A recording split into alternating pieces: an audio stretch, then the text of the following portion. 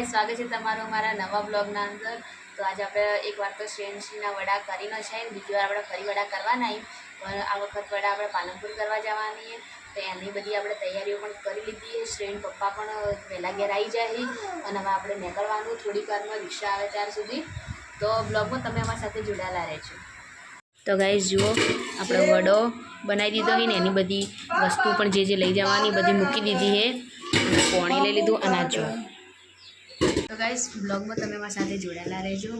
तो गाइस बनी ने तैयार थी और घर तो मार दूँ થઈ जी। तो गाइस रिक्शा में जवानुं અને रिक्शा देखो हमें ઊભી है બધા બેહી જાય रिक्शा में જેટલો હમાય એટલો। અરે પંકે જાકે લે પેલી બહેને પાણી ની ઊંચી આગળ અરે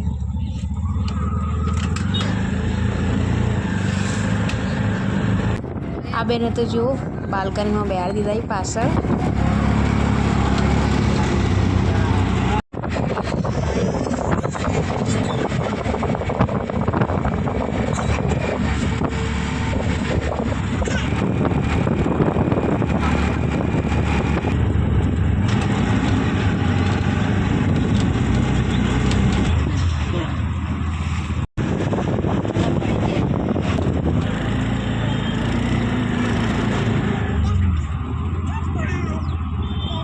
धनियाना चौकड़ी आई गया हो गाइस।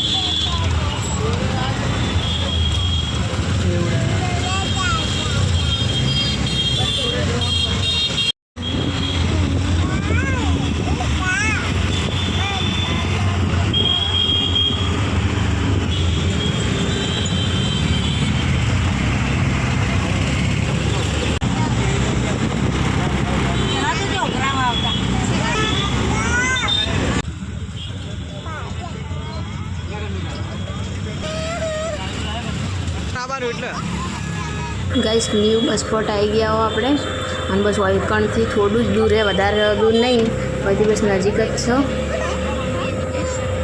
જુઓ જેને પાલનપુર ના જોયું હોય એ જોઈ લો આપણું મસ્ત ઝગમગતું પાલનપુર। આ હોમે જીડી મોદી કોલેજ અને આ બાજુ હોમે મંદિર है।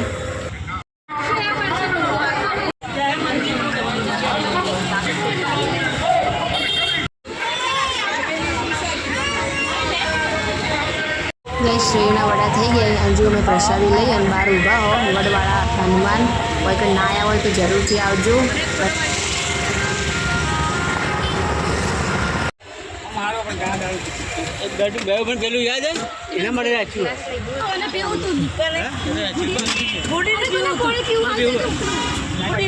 तो गाइस श्रेयु वैकण होमे धवल धाराणीनु दवाखानु है ये जन्म थयो तो श्रेयांशीनो अने त्यारे अमे वड़ा मोन्या था એટલે અમે આજે વડા કરવા આવ્યા હતા। જો હોમે જ છે ધવલ ધારાણીનું હોસ્પિટલ અને આ એક જોડે જ મંદિર છે એટલે મારા જેઠ મોન્યા હતા એટલે અમે કરવા આવ્યા હતા આજે। નવા વડા આપણે કરી લીધા છે અને હવે આપણે બસ રિક્ષામાં બધા બેસી જાઓ ફરીથી ઘેર જાઓ।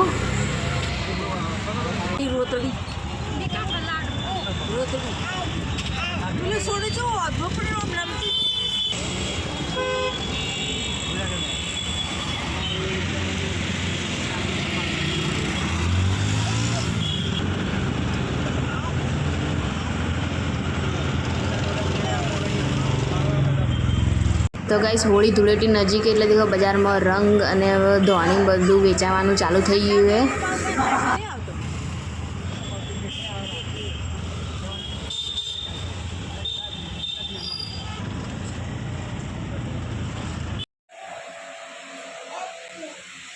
बिंदी तो हम शनिवार बना થઈ ગયું ઘેર આવી જાઓ અને જમવાનું ચાલુ થઈ ગયું ખાસું ટાઈમ થઈ ગયો આપણે બહાને મોકલા જઈએ છીએ આના ટાઈમ એટલો બધો થઈ ગયો કે મને જ અફસોસ થાય આટલું વહેલા જમવાનું બહાર નથી તમારું શું કરશો તો ફટાફટ એક જાળું જતી ને મારી વાત ભાત તો થઈ ગયા ને આપણે બગાડીએ.